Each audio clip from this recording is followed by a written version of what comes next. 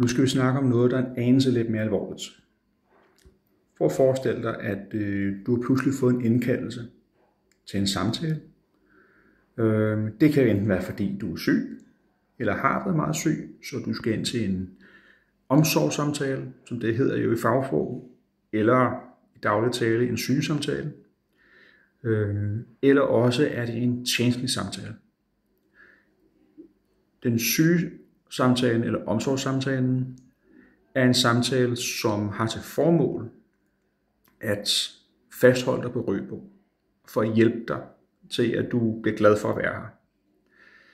Den har altid og skal altid have en karakter af at fastholde dig.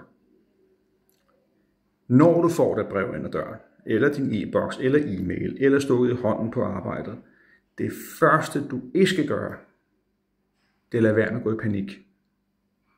Og den første panikløsning, der altid opstår, eller tit opstår, det er, at man tænker tanken, Hugo, nu vil jeg ikke oute nogen ledere på den her podcast, det er ikke det, der er formålet med den. Så derfor så anonymiserer det lidt. Men nu forestiller vi har nede, der hedder Hugo, lige tilbage til den her, at jeg skal bare ind og snakke lidt med Hugo, det er bare en sygesamtale, det skal nok gå, det er fint nok. Han og jeg kan altid godt snakke sammen, han er en flink fyr, ham kan jeg sagtens godt snakke med. Eller man skal til en tjenstlig samtale hos Ulla. Hun er sgu sød nok, der er aldrig noget der. Det dummeste man kan gøre, undskyld jeg siger det så direkte, og jeg håber ikke jeg får stødt nogen ved at sige det, det er at tænke tanken, den tager jeg selv. I bør altid, som I altid have i med jer den. Jeg vil blive dybt bagret over at få lov til det. Altså jeg får kun at vide, at der er en samtale, jeg får ikke at vide, hvem det er, men jeg får at vide, at der er en samtale på et givet tidspunkt, sådan at hvis I aktiverer mig, så er jeg klar til at træde til. Så jeg ikke pludselig skal finde ud af, hvordan jeg forklarer det med beboere og det hele der. Selvfølgelig, hvis det sker akut, så smider jeg, hvad jeg har i hænderne, så hjælper jeg også på min fridag. Det skal ikke være sekund i tvivl om. Og det er uanset om du er medlem eller ikke medlem. Den forskel på de to tilstande, det er, hvad jeg kan gøre ved det, når jeg sidder der. Jeg har nogle ressourcer, jeg kan trække på for medlemmer, i form af jurister, juridiske afdelinger, rådgivere. Jeg har ikke det samme, når det gælder ikke-medlemmer, desværre. Det er et spørgsmål om ressourcer.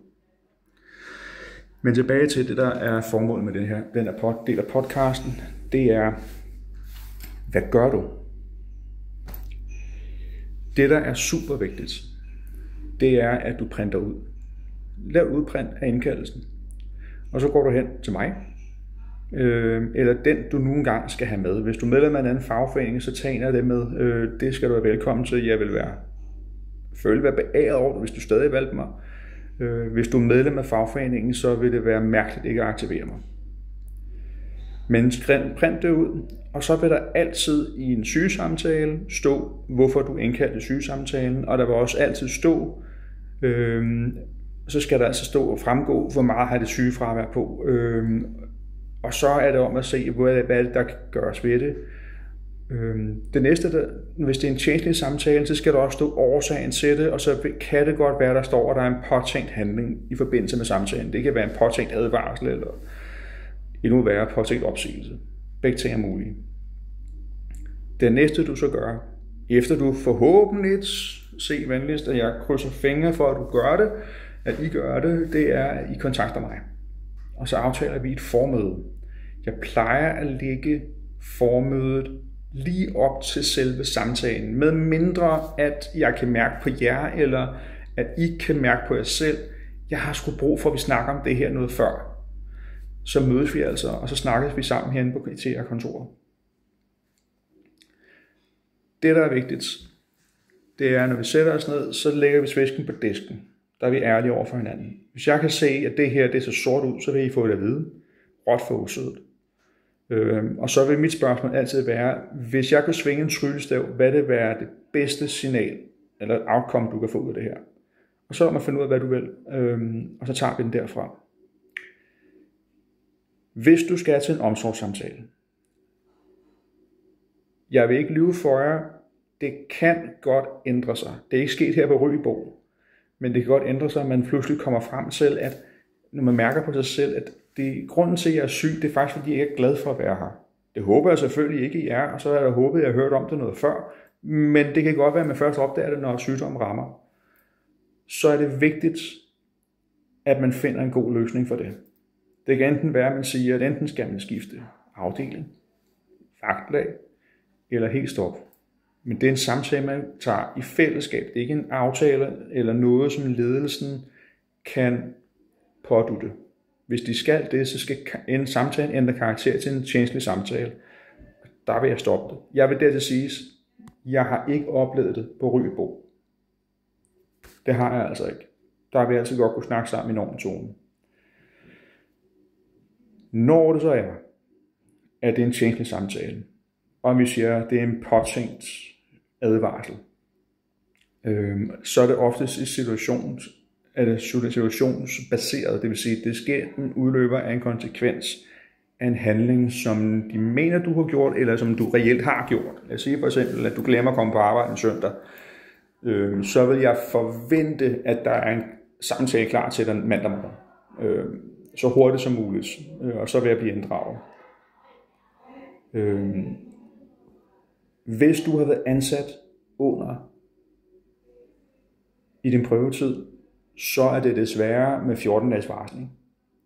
Hvis det er, at du ansat har været over din prøvetid, den er ligesom overstået, så starter du det første halve år med at være ansat med en måneds varsel.